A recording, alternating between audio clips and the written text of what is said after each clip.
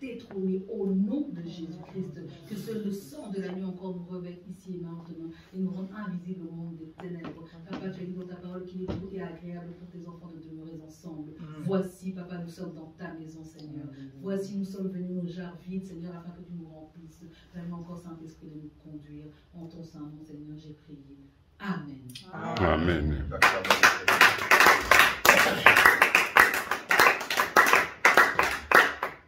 Alléluia. J'invite notre frère Philippe, pendant qu'il vient nous la prier au nom de Jésus.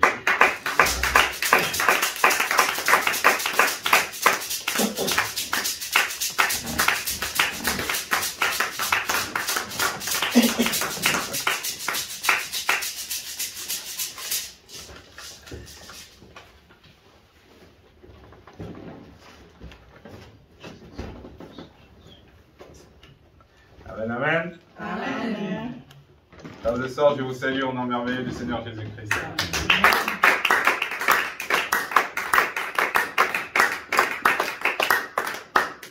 Dieu-là est bon, ce Dieu-là est merveilleux. Il nous fait grâce encore d'être présent dans sa maison. Il nous a donné la force de venir dans sa maison. Il fait beau aujourd'hui, on aurait pu être dehors, se promener, mais vous avez choisi de venir prendre la bonne part en sa présence. Que Dieu vous bénisse tous et vous apporte encore dans vos souhaits, vous exauce dans vos souhaits. Dieu est bon encore, il me fait grâce aujourd'hui parce que c'est moi qui vais apporter la parole, partager cette parole avec vous. Amen. Dieu m'a mis à cœur, frères et sœurs, de partager ce thème. Où se situe ta foi? Voici le thème d'aujourd'hui. Où se situe ta foi?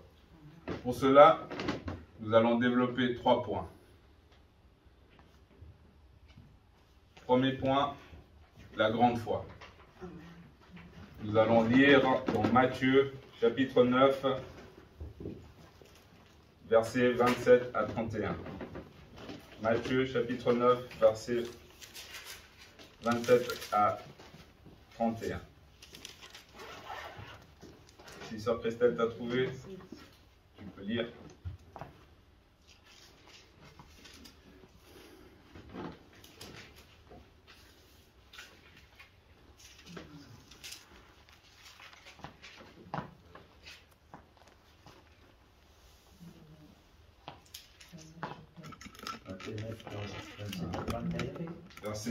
Chapitre 9, versets 29 à 31. Je lis au nom de Jésus. Matthieu chapitre 9, verset 29 à 31. Alors, il toucha leurs yeux en disant, soyez traités conformément à votre foi. Et leurs yeux s'ouvrirent. Jésus leur recommanda avec sévérité, faites bien attention que personne ne le sache. Mais, à peine sortis, ils parlèrent de lui dans toute la région. Jusqu'au 32, 31. C'est chapitre 9, 27 à 31. 27 à 31. 27 ou 29? 27 à 31. Alors, quand Jésus partit de là, il fut suivi par des aveugles qui criaient, « Aie pitié de nous, fils de David. » Lorsqu'il fut arrivé à la maison, les aveugles s'approchèrent de lui et Jésus leur dit, « Croyez-vous que je puisse faire cela? » « Oui, Seigneur, lui répondit-il. 29. Alors il toucha leurs yeux en disant, « Soyez traités conformément à votre foi. » Et leurs yeux s'ouvrirent. Jésus leur recommanda avec sévérité, « Faites bien attention que personne ne le sache. » Mais à peine sortis, ils parlèrent de lui dans toute la région. Amen. Amen. Vous pouvez prendre place, asseyez-vous.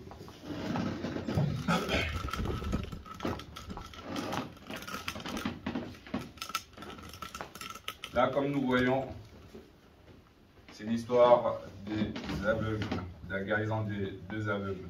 On l'a déjà entendu, vous l'avez déjà écouté, raconté certainement, et expliqué aussi, certainement.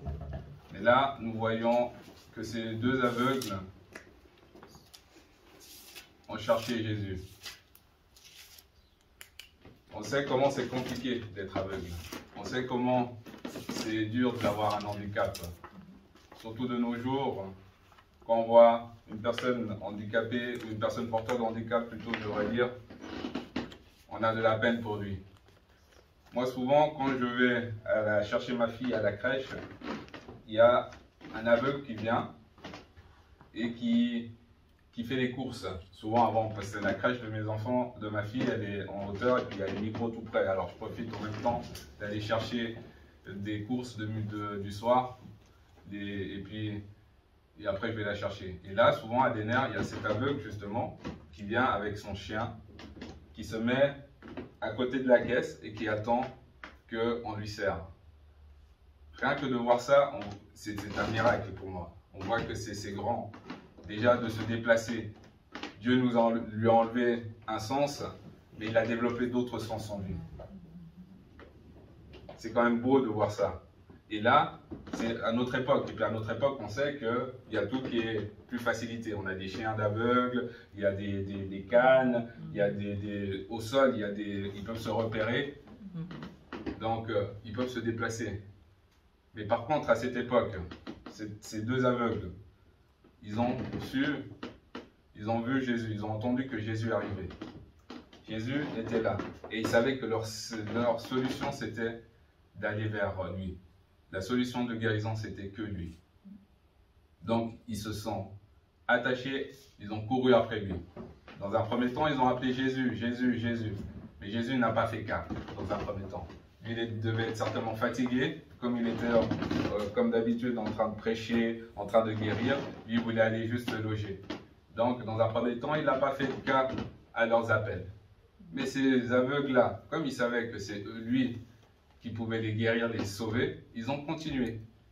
Jésus a été dans son logement, comme c'est mentionné dans sa parole, et ces deux aveugles l'ont suivi, jusqu'à arriver où il dormait, pour les déranger, pour le déranger. Car ils savaient que c'était eux la solution. À cette époque, être aveugle, handicapé, souvent on voit dans les films, ils sont là, ils sont rejetés, on les met de côté, on ne veut rien savoir. Surtout à cette époque, c'est très compliqué, vraiment très très très compliqué. Donc, pour pouvoir survivre, ils ont entendu parler de ce Dieu-là. Ils ont entendu de cet homme-là qui fait des miracles. Et dès qu'ils ont eu l'occasion, ils se sont rapprochés de lui. Dieu souvent nous met à l'épreuve. Il ne veut pas nous répondre tout de suite. On demande à Dieu quelque chose, on est là, on lui demande « aide-moi pour ci, aide-moi pour cela, aide-moi pour ça ». Mais Dieu est là, il attend, il regarde, il nous observe. Comme Jésus a fait avec ces deux aveugles. Il les a d'abord observés. Il les a mis de côté, il a attendu, il les a observés. Pour voir si maintenant c'était sincère ou pas sincère. Si leur foi était là pour pouvoir se faire guérir ou pas. Si c'était que pour simplement y guérir et y partent. Ils croyaient en rien en lui. Or que non.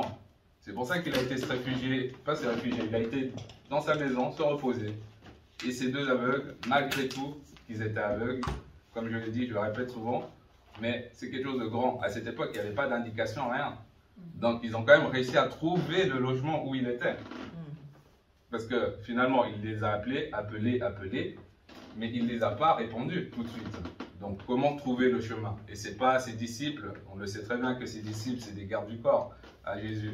Personne ne peut l'approcher. Donc, ce n'est sûrement pas ses disciples qui leur ont dit « Venez avec moi, suivez-moi, je vais vous amener à notre maître. » Mais eux, ils ont réussi à trouver le logement où ils étaient. Et c'est ça qui est beau. Là, Jésus leur a demandé simplement « Est-ce que vous croyez que je peux vous guérir ?» Et c'est ça qui est beau. Là, la première manifestation de leur foi. Une grande foi. C'est comme je l'ai intitulé. C'est une grande foi, car ils ont dit directement « Oui, on le croit ». Et Jésus les a guéris directement. Souvent, il dit dans sa parole, Jésus, « Va, ta foi t'a sauvé ». Amen. Et là, encore une fois, leur foi les a sauvés.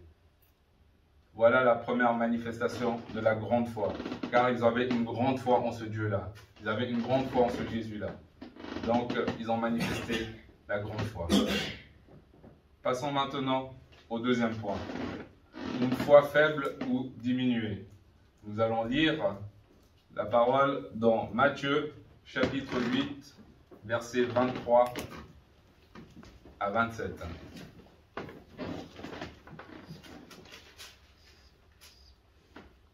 Si tu as trouvé, pasteur, tu peux lire, s'il te plaît. 27 à combien? Chapitre 8, 23 à 27.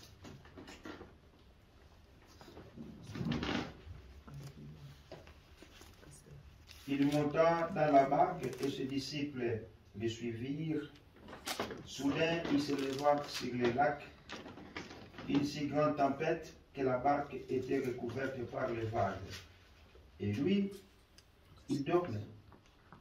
Les disciples s'approchèrent et le réveillèrent en disant, Seigneur, sauve-nous, nous allons mourir. Il leur dit, pourquoi êtes-vous si craintifs, homme de peu de foi? Homme de peu de foi. Alors il s'éleva, menaçant le vent du lac, et il y eut un grand calme. Ces hommes furent très étonnés et dirent, quel genre d'homme est-ce? Même le vent et la mer lui obéissent. Amen. Amen. Amen, amen. Amen. Là, dans ce deuxième point, une foi faible ou diminuée. Là, nous pouvons voir aussi encore, c'est des récits qu'on connaît tous. Nous voyons que ces disciples et Jésus avaient pris la mer. Ils étaient dans la barque, montés, et d'un coup, le vent s'est élevé. Il y a eu une grosse tempête. Encore une fois, Jésus s'est mis de côté, lui il dormait calmement. Peut-être ça le berçait de dormir, de l'orage comme ça. Mais là, les disciples ont pris peur. On sait que la chair est faible. On sait que l'homme est faible. Le doute vient par moments quand on ne s'y attend pas. Souvent, nous sommes dans un lieu qu'on ne connaît pas. Par exemple, dernièrement, je suis allé à Paris avec mon épouse. On ne connaît pas les lieux. On est là, on marche, on veut prendre des transports et puis la peur nous envahit parce qu'on ne connaît pas les lieux. On est là, on doute. Pourtant, avant de sortir de l'hôtel, on avait prié, on avait demandé à Dieu de nous protéger. On avait dit, Dieu soit à nos côtés, écarte-nous de tout danger, de tout mort, de tout accident. Donc, normalement, on doit sortir, vu que ce corps, c'est son temple, Dieu est à nos côtés, ses anges sont à nos côtés, on ne doit pas avoir peur. Mais l'être humain, dès qu'on voit quelque chose qu'on ne connaît pas, dès qu'on voit quelque chose qu'on ne voit pas, ou on ne connaît pas les chemins, qu'est-ce qui se passe? Il y a le doute qui vient en nous. Là, c'est pareil. Les apôtres, là, ces disciples, c'était des pêcheurs aguerris. On dit, c'était des pêcheurs. Ils connaissaient la mer, ils connaissaient comment ça pouvait se passer. Mais malgré tout, ce n'était pas leur première tempête. Mais malgré tout, la peur est rentrée en eux. La peur est venue en eux et ils ne savaient plus quoi faire. Et souvent, le diable amplifie ça. C'est ça qui nous fait... On a beau prier, on a beau croire en ce Dieu-là, on a beau être avec ce Dieu-là, on a Dieu avec nous, mais le diable amplifie. Il saisit cette petite opportunité qu'on laisse ouverte, cette porte qu'on laisse ouverte, et amplifie cette peur en nous. Et on commence à paniquer. La tempête est autour de nous. On ne sait pas qu'est-ce qu'on fait. Est-ce qu'on retourne vers Dieu? Est-ce qu'on va vers lui? Est-ce qu'on va le réveiller? Mais souvent, nous, en tant qu'humains, en tant qu'enfants de Dieu, comme ce corps, c'est l'Esprit de Dieu habite en nous, souvent, on ne demande pas à Dieu tout de suite. On veut d'abord essayer par notre propre force, par notre propre intelligence. Ouais, ça va y aller. Si on est à deux ou à plusieurs, on va d'abord essayer de se rassurer nous-mêmes, au lieu de directement demander à Dieu. Et Dieu va agir. Eux, ce qu'ils ont fait, c'est ça, finalement. Ils ont été vers Dieu, vers Jésus, directement. Ils ont demandé. Mais Jésus leur a dit quoi? Homme de peu de foi. À ce moment-là, leur foi a été faible, ou même diminuée. Car ils n'ont pas cru. Ils n'ont pas cru que Dieu était avec eux. Mais ils le savaient vu qu'ils vivaient. En plus, ils vivaient directement avec lui. C'est pas comme si nous c'est plus compliqué encore, on peut dire. Parce qu'il n'est pas notre ami, on ne le voit pas. Il n'est pas là, il n'est pas... Voilà, on le sait ça. Mais eux, ils étaient directement, c'était là, ils vivaient, ils mangeaient avec lui. Ils ont vu tout ce qu'il a pu faire, les miracles qu'il a pu mettre en place. Les aveugles qu'il a guéris, le vin multiplié en... Non, l'eau multipliée... l'eau changée en vin, le poisson multiplié, toutes ces choses, ils les ont vues. Mais malgré tout, même quand ils étaient à côté, que Jésus était à côté d'eux, ils ont douté. Donc, oui, ayons cette foi forte vis-à-vis de notre Dieu. On peut douter, c'est sûr, ça c'est sûr, mais sachez un truc, Dieu ne nous abandonnera pas. Il se lèvera au dernier moment, il sera là pour nous. Car c'est notre protecteur. C'est lui qui veille à nos vies. Il ne veut pas que son enfant, on lui fasse du mal. Donc il va être là. Il va faire quelque chose pour arrêter cette tempête dans nos vies. Donc ne doutons pas. Allons vers ce Dieu-là. Allons vers lui. Demandons son secours et il va se lever. C'est lui qui se lève le dernier, comme on le sait. Amen. Donc là, ils ont eu raison de demander à Dieu malgré tout. Mais on voit que leur foi a baissé. C'est pour ça que j'ai le deuxième point, une faible foi. Nous aussi, on peut avoir par moments une faible foi. Ne l'oubliez pas, on est des hommes, les choses de la vie nous prennent, la fatigue, le quotidien, le travail. Des fois, la foi diminue, c'est sûr. Mais il ne faut pas douter, Dieu, il est là, il est là. Malgré tout, revenons à lui, allons vers lui, recherchons-le, demandons son secours, revenons vers lui. Et il va se manifester devant nous. Il n'abandonne jamais les justes, ce Dieu-là. Donc, ils ont bien fait de revenir et d'aller vers lui et de lui demander d'être présent et d'écarter cette tempête. Et surtout, un truc ils ont pu voir encore une fois un miracle. Comment un homme peut encore parler à la nature, à part Dieu, qui d'autre? Donc, comment on peut douter de ça? Comment on peut avoir peur quand on sait qu'on a un super guerrier à nos côtés comme ça? On ne peut pas, on ne peut pas. Voilà pour le point numéro 2. Nous allons passer maintenant au point numéro 3. Ça, c'est une plus grande lecture. C'est une foi victorieuse. Le point numéro 3, c'est une foi victorieuse. On va lire dans Genèse, chapitre 22, versets 1 à 14.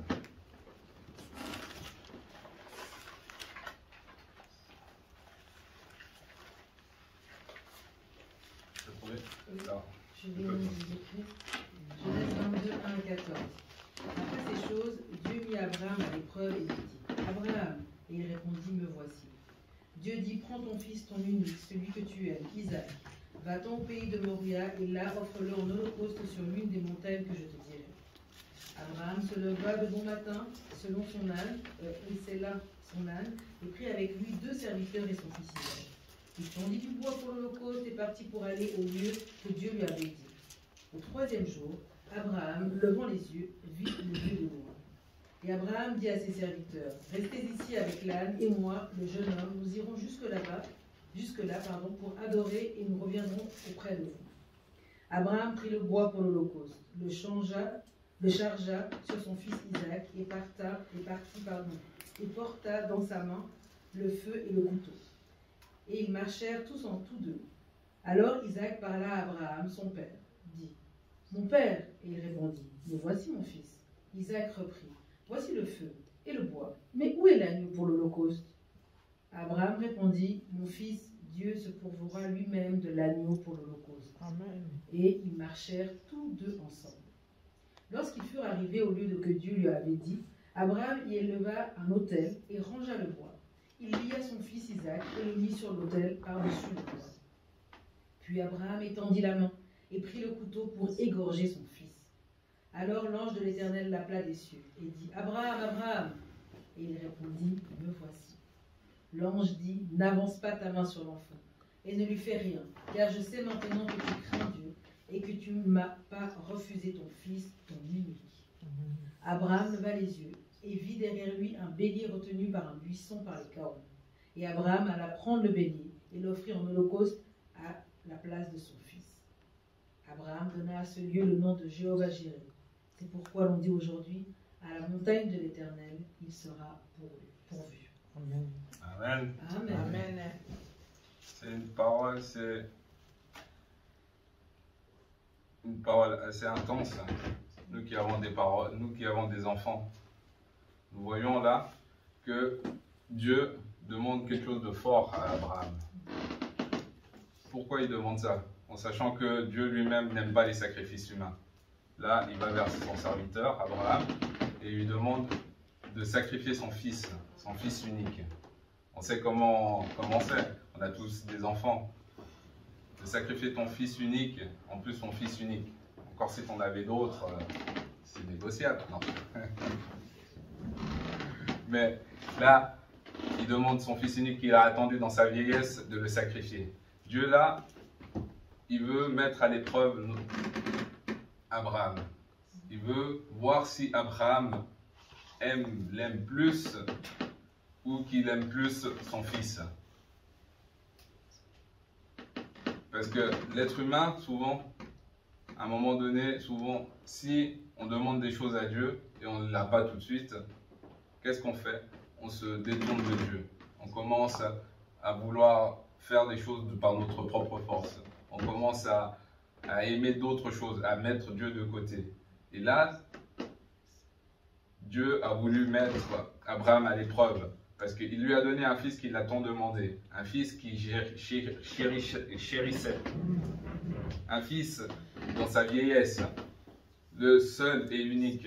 Donc, peut-être qu'il a voulu voir si vraiment il aimait vraiment ce Dieu-là. Et puis, Abraham, qu'est-ce qu'il a fait? Finalement, il a montré à ce Dieu-là que oui, il l'aime. Parce qu'il a pris son fils. Il l'a amené à la montagne. Et puis même pendant le chemin, son fils, voilà, intelligent, il a vu. Lui qui vivait avec son père, il voyait son père faire des sacrifices, qu'il aimait Dieu, des sacrifices pour adorer son Dieu, pour lui rendre des sacrifices agréables. Il a vu tout ça. Et lui-même, il l'a reconnu, il l'a vu. Il a posé la question. Où est l'agneau ou le sacrifice animal qu'on va sacrifier à son propre père? Et son père a dit quelque chose de fort, Dieu pourvoira. Amen. Parce qu'il avait confiance en ce Dieu-là. Il savait que ce Dieu-là, finalement, n'allait pas l'abandonner s'il manifestait l'amour qu'il lui demande, bien sûr. Parce que c'est ça qu'il cherchait Dieu. Il voulait voir l'amour qu'Abraham lui manifestait. Même s'il lui avait déjà montré son amour en quittant toute sa famille. On connaît l'histoire d'Abraham, que c'est le père de tous les juifs, de nous, c'est lui. Il l'a demandé, il l'a quitté, il est parti, il a dit « Bon papa, je pars ». Parce qu'aujourd'hui, nous, on ne fera jamais ça. Ou très peu peut-être. Si Dieu veut bien maintenant, il nous murmure à l'oreille, il dit « Philippe, me voici, je dirais, bien sûr. » Ça, c'est un premier pas. Mais il dit maintenant, prends ton fils, prends ta dernière fille, et va le sacrifier maintenant. Sincèrement, même si j'aurais des doutes, je dirais, ah, peut-être ça c'est le diable qui veut me parler là, c'est un démon qui est en train de me parler, j'aurais des doutes, je me dirais, mais comment ça se fait ça, hein? Et lui, il n'a pas douté, il a entendu la voix de Dieu. Il n'a pas douté, il a dit, oui, me voici, et il a fait ce que Dieu a demandé. Là, c'est juste pour montrer que, oui, il faut être accroché à ce Dieu-là. Ne pas douter. Redemandez à Dieu. Si Dieu vient vous parler à l'oreille, fais ceci, fais cela, demandez-lui à nouveau. Vous vous mettez à genoux, vous demandez, est-ce toi vraiment, Seigneur, qui me demande cela? À plusieurs reprises. Et Dieu va confirmer la chose. Et s'il vous confirme la chose, montrez-lui son amour. De toute façon, c'est lui, comme j'ai dit avant, c'est lui qui se lève le dernier pour nous. Amen. Il ne laissera jamais un juste être abandonné. Amen. À la fin de tout, il sera là et il va accorder sa bénédiction. Si on est sincère avec ce Dieu-là. Comme Abraham l'a pu le montrer. Il a montré que oui, il était sincère. Que oui, il aimait ce Dieu-là. Souvent, on demande. La bénédiction, elle est juste là. On demande, mais comme elle tarde à venir, qu'est-ce qu'on fait? On tourne le dos à Dieu. Et on part. Or, la bénédiction, elle était juste là. c'est l'erreur qu'on fait souvent. L'être humain fait cette erreur. Mais comme c'est un Dieu miséricorde, un Dieu bon, il est là pour nous. Il nous rappelle à lui. Il nous dit, reviens mon fils, et continue. Reviens mon fils et demande. Dans sa parole, il le dit, tout ce que vous demanderez, tout ce que vous demanderez par la prière, sachez que vous l'avez déjà obtenu. Donc, pourquoi douter? Lui qui nous accorde, il nous dit qu'on l'a déjà obtenu. Donc, il faut juste insister. Des fois, il veut juste voir. Il est là et puis il regarde, il nous observe, il dit, ah, mon fils, ah oui, c'est bien, tu travailles bien, continue, vas-y, avance, vas-y, continue à prêcher, continue à m'amener des âmes. Et toi, tu te fatigues. Tu te fatigues, tu dis, ah, mais quand même, Seigneur, je t'ai demandé ça, mais pourquoi tu ne m'accordes pas ça, hein? Et après, il y a quelqu'un qui vient derrière toi, ou ta femme, ou ton mari qui vient, même tes enfants, ou un frère, une soeur, il dit, eh, mais vas-y, arrête, regarde, tu as déjà fait beaucoup, mais Dieu, il est où? Il est où ton Dieu? Pourquoi il ne te donne rien, hein? Et toi, qu'est-ce que tu vas faire? Finalement, tu cèdes. Voilà, tu cèdes, tu tombes dedans. Or qu'il aurait fallu encore une semaine, un jour, une heure, une seconde de plus, et tu aurais eu tout ce que tu demandais à Dieu. Voilà. Et ça, des fois, l'être humain, on est faible par rapport à ça. Donc, accrochons-nous à sa parole. Amen. Accrochons-nous. Demandons-lui de nous aider. Montrons à Dieu qu'on l'aime. Et après, il nous donnera même plus que ce qu'on a pensé. Ce Dieu-là est bon, il nous aime. Voilà une foi victorieuse. Il a montré qu'il était le Dieu victorieux. C'est lui qui décide, c'est lui qui ne lâche rien. Une foi victorieuse. Voilà mes frères et sœurs, ce que j'ai préparé ce soir pour vous.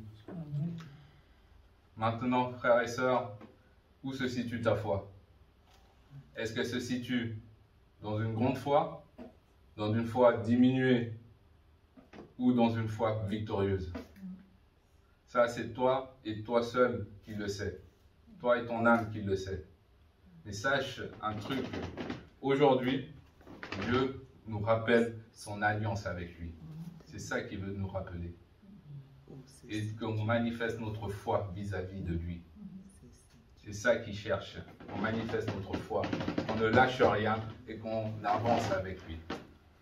Voilà ce que j'ai préparé pour vous ce soir. Ce que Dieu m'a mis à cœur, c'était ça. Que Dieu bénisse sa parole. Amen. Amen.